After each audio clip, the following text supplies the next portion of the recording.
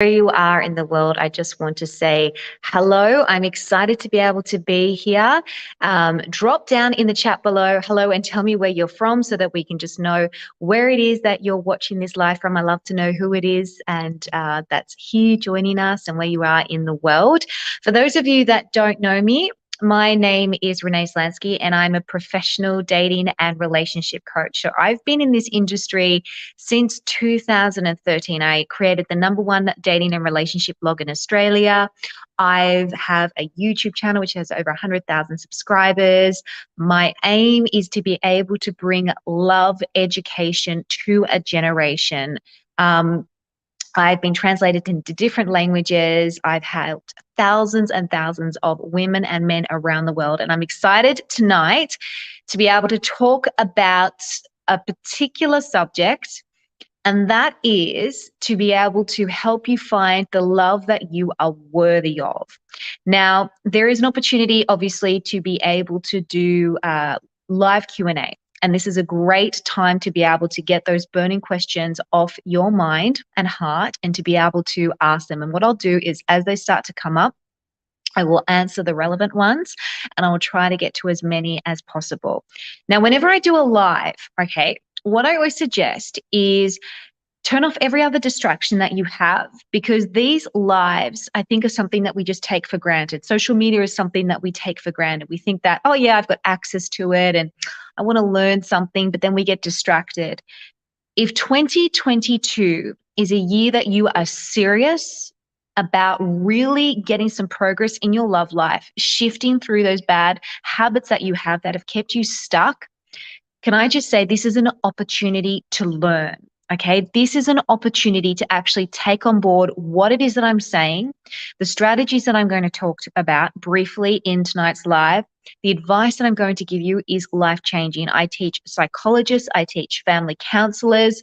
I'm not going to go into so much depth because it would be a little bit overwhelming, but what I want to do is give you some really key points so that you're able to walk away with some point of direction with where you're at right now and to where you want to be, which is, I'm assuming if you're joining this live, it's actually building a healthy, lasting, fulfilling, and joyful relationship without the compromise, right? Because we often feel that dating has become too hard, that love has become an uphill battle.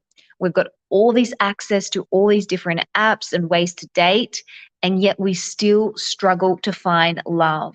And then this little thought creeps into the back of our mind, does it even exist?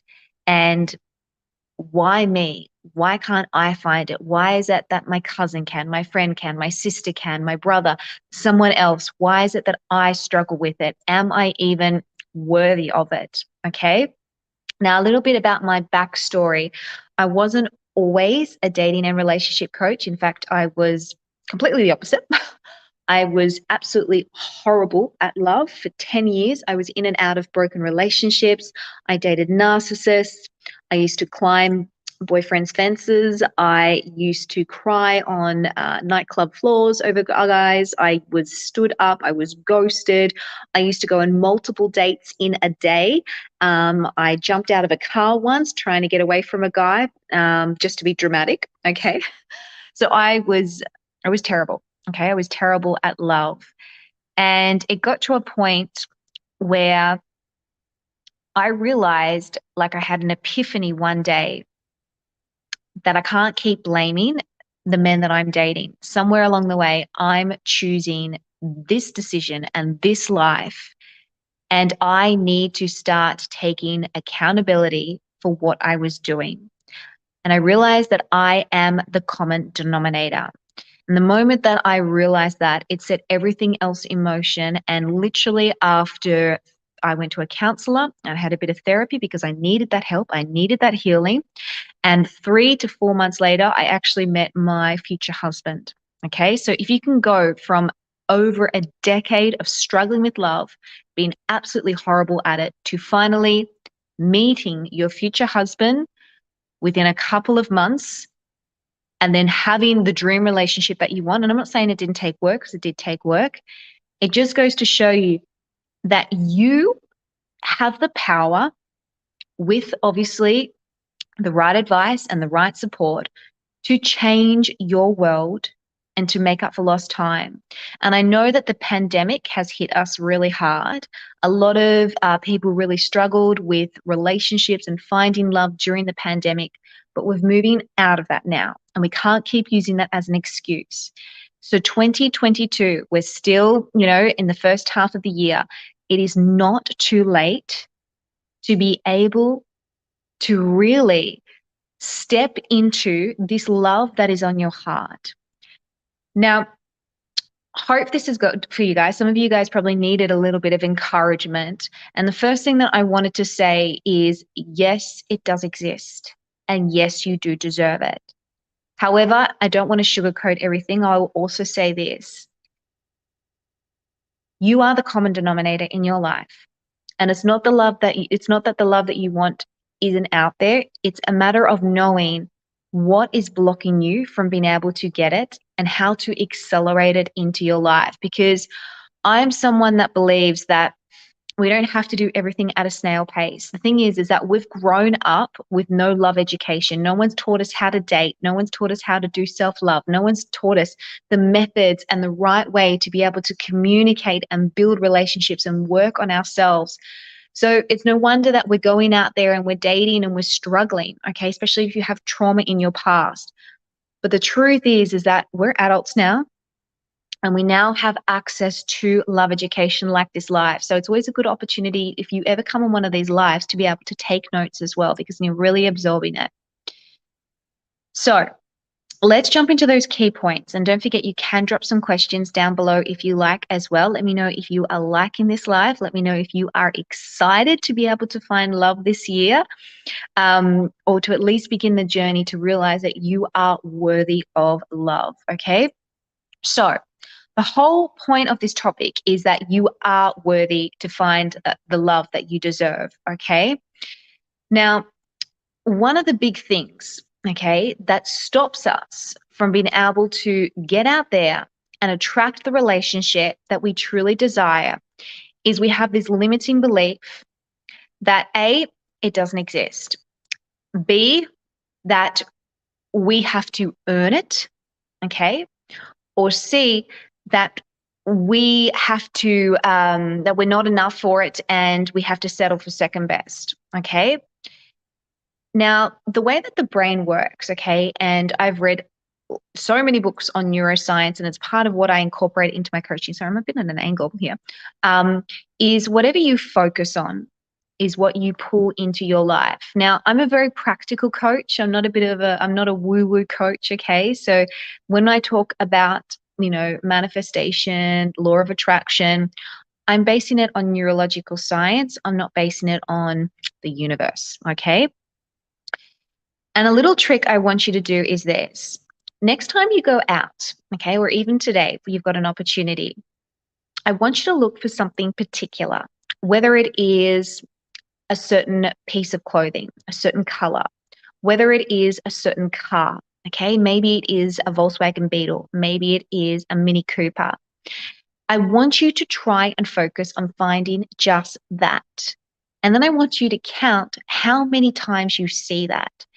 Because the truth is that you have then switched on your reticular active system in your brain, okay, to be able to seek out exactly what it is that you're focused on.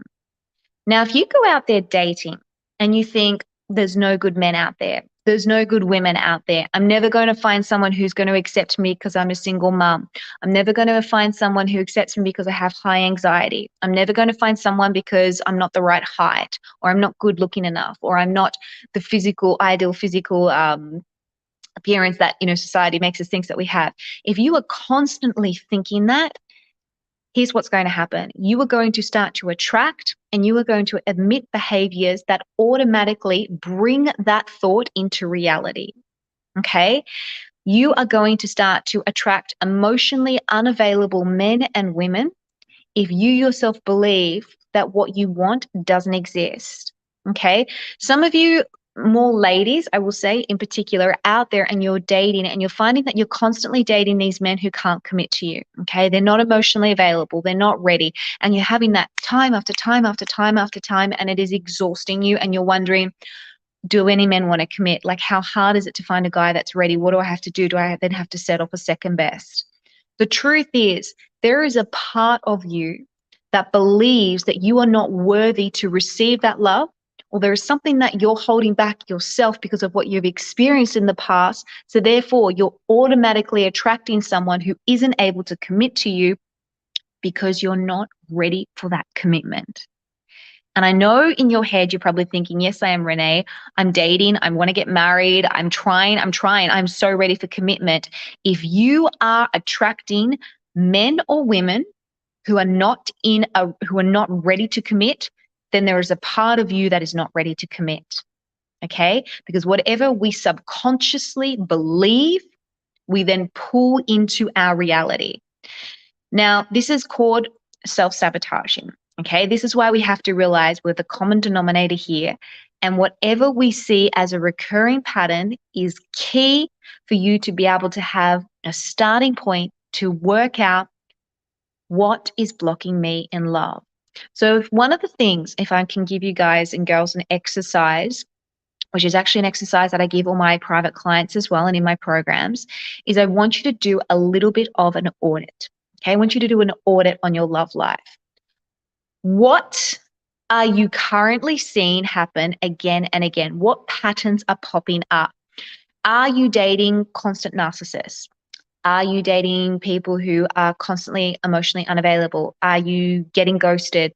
Are you finding that everything starts off really well and then you get a little bit insecure and then that person pulls back? Okay. Are you having kind of the 3-month stage where everything goes well for 3 months and then it falls apart? I want you to do an audit on what has happened each time that you've embarked on dating or a relationship. I want you to write it down on a piece of paper and see where you can draw the similarities. See where you can draw the similarities when it comes to timeframes, when it comes to personality traits within that person that you've dated, and also your response to what's been happening as you've been dating that person. Okay? This will help give you an idea when you see things match up that you have patterns, and these patterns are an indication to whatever you subconsciously believe about yourself or about love. Now, obviously, this does take work to be able to work through certain things within ourselves. And I don't want to make this too heavy. Okay. What I want to do is just give you a little bit of a starting point so that you can kind of just step into that role of accountability. Okay. And start to go, okay, I'm not just going to be a victim here to my love life. I'm not going to just keep blaming the dating apps. I'm not just going to keep blaming, oh, it's him, it's her, it's, dating sucks, it's all fake. Okay, it's time to get out of that victim mode. And it's time to be able to step in and go, okay, let's get practical here. All right, it's time to really face the music. All right. So that's what I want you to do. I kind of want you to do an audit on the people that you've been dating. Now, the second thing that I want you to do is I want you to ask a question which I asked myself, which was part of my transformation. And I get every single one of my clients to ask themselves as well, if they're in this stage. And the question is this: are you dateable? Okay. Would you date you? And be honest here. Okay. Now, this isn't about critiquing yourself, and this isn't about pulling yourself apart. This is about you being raw and real and asking yourself, do I have the qualities necessary in order to be able to give and build a healthy fundamental relationship? For example, I'm not asking you to be perfect. If you're someone who has high anxiety, okay, you're someone that is maybe a highly sensitive person, you can be you and still find love. Okay, this isn't about trying to change who you are. However, there comes to a point where we have to also go, okay, if this is certain traits that I have because of trauma or because of the way that my brain works, how do I find the balance to be able to make sure that it doesn't self-sabotage my love life. For example, if you are someone who is anxious, how do I find maybe key things that I can do when I go on a date so that I feel a little bit more grounded and I don't allow my mind to overtake myself? Okay. One of those things, for example, you could do is you break down the date a little bit. There's a certain formula that you can do so that you stay present in each moment so that you can enjoy the date instead of thinking, do they like me? Do they not like me? Am I doing this right? And everything like that. Okay. I want you to basically do a little bit of an audit on yourself and ask yourself, am I a dateable person with who I am right now and with where I am mentally, emotionally, physically, spiritually, all of that? Is this someone that would actually be an ideal date? If I was to meet me and like, if I was to meet me like, 18 years ago, I wouldn't have dated me. No wonder these men didn't commit to me, and no wonder why I attracted the wrong sort of men, because I was in a state where I was lost, I was broken, I didn't know my worth, I used to chase men. I wasn't dateable. Wasn't to say that I wasn't valuable. We're always valuable. However, the qualities that I brought to a relationship weren't healthy, and they weren't actually bringing value to that relationship. It's not that I wasn't valuable, but what I bought wasn't valuable enough to make it healthy and sustainable. Let me know if this is helping you guys, if you are liking this. I'm just going to see. I'm hoping that my son stays asleep. I think I just heard him. All right. So that's the first two little bits of homework that I want you to do. I want you to do an audit, okay, on all your previous relationships. Now, if you think, yeah, Renee, I've never dated before, I've never really had a relationship before, you won't have necessarily an audit of people you've dated. However, maybe you have certain friendships, maybe you have other relationships in your life that you feel that there's been this negative pattern. That is also a good opportunity to be able to review, why have I given people access to me in this way when I shouldn't have? Okay, that will help you understand the limiting beliefs and the negative subconscious thoughts that you have about yourself and your ability to love and be loved. Okay, then the second thing we do is obviously we ask ourselves, are we dateable? Now, for anyone that is struggling with knowing, are you dateable? I actually have done a guide. This guide is for women. So apologies, guys, but it is for women.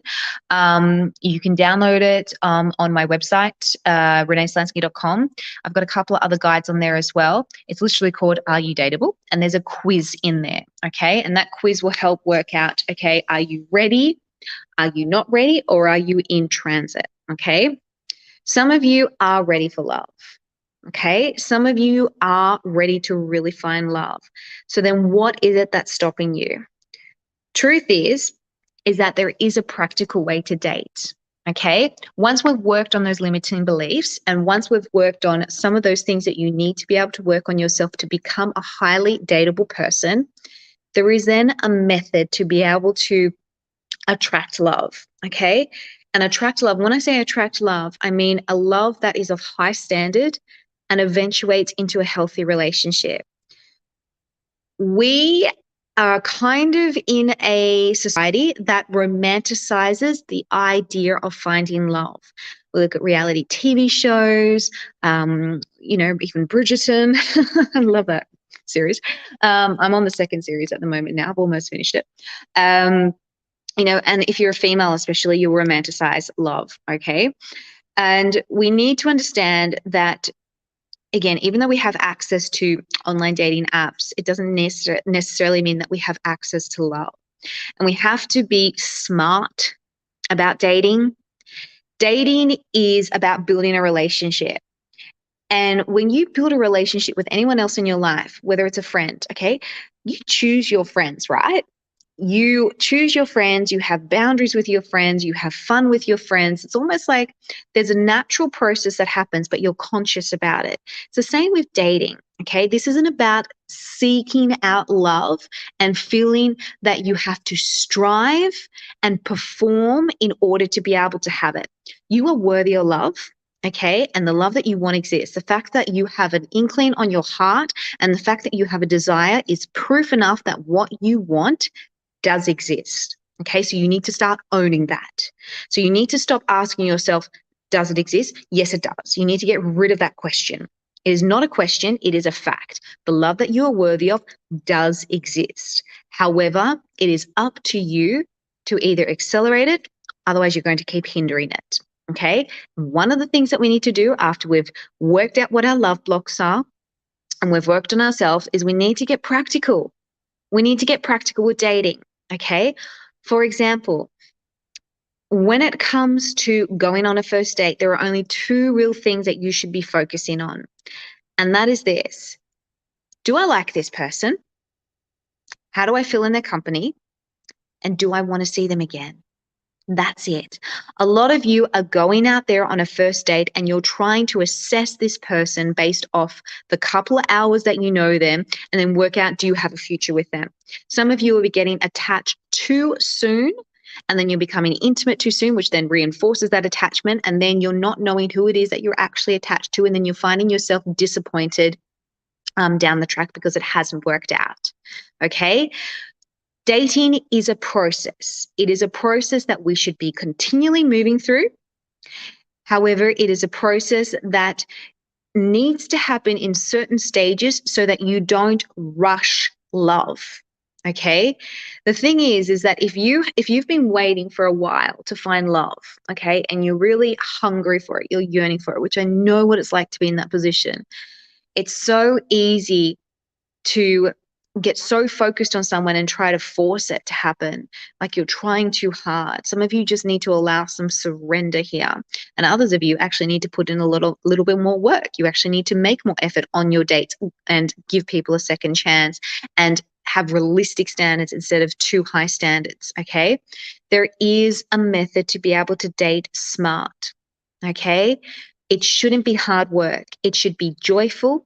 It should be exciting. It should be giving you butterflies. If you're not experiencing any of those things, you're either doing the wrong thing or you're dating the wrong person. There's only two reasons why we ever struggle in love, and those two reasons are that: doing the wrong thing, dating the wrong person. Okay? So we need to get savvy then on how to set ourselves up to date in such a way where you're able to get off the apps, for example. Like, I'm all for dating apps. I think dating apps are great in moderation, and just to initiate a conversation. That conversation should then turn into asking someone out within the first couple of days, okay? And then going on a real date, okay? Old school, going on a real date. So some of you are like, well, I just want to meet someone in real life. You can meet someone in real life. There's so many opportunities around you. And if you start focusing on that, you will start to see them, whether it's on the train, whether it's, at the coffee store, whether it's in the grocery store, right? Some of you don't have the confidence to be able to approach people in real life. That's why dating apps are a great way in. However, we need to be able to know how to move through that dating app conversation, get off that dating app, and then go on a real date. And then when you're on that real date, that's when you start to assess them over time. Now, there are certain methods that I even have of how to be able to, how many times you should see someone during the first couple of months. Having these methods doesn't turn dating into a, like going back to school. I don't want you to think of it as that. It's more about knowing what you should do in each stage while still allowing that grace and that flow and that spontaneity to happen. But you've got wisdom and you've got boundaries, because boundaries in dating will set you up for a relationship that is healthy and sustainable.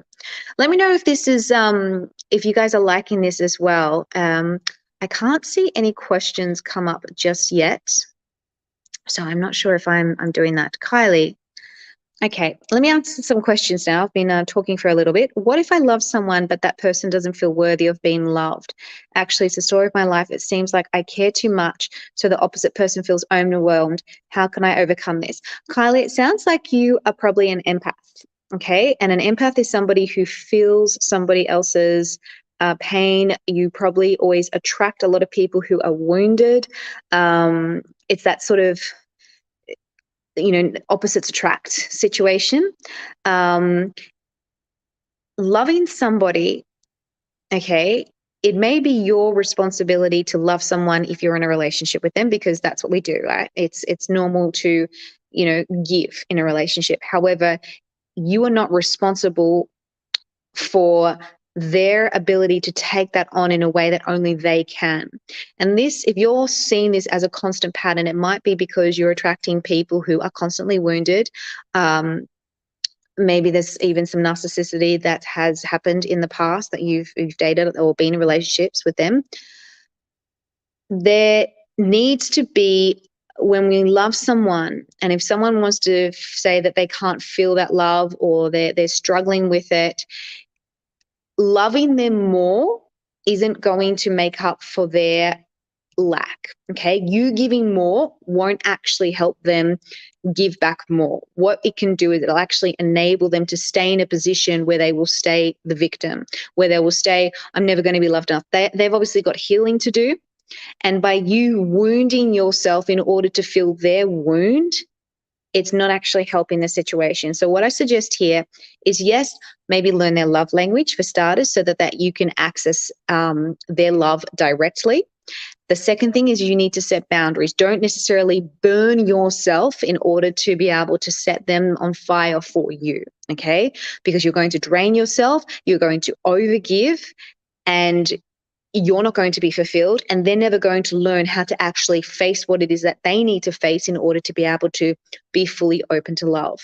If there are people that are emotionally unavailable, again, maybe there is a part of you that is emotionally unavailable, or you've experienced maybe an emotionally unavailable father or someone in your life, and you feel like you have to constantly give to try and make up for that love that you never got. And what you do instead is you actually push people away. Let me know if that made sense for you, Kylie. I'd need to know more information, but that's usually what happens in that situation.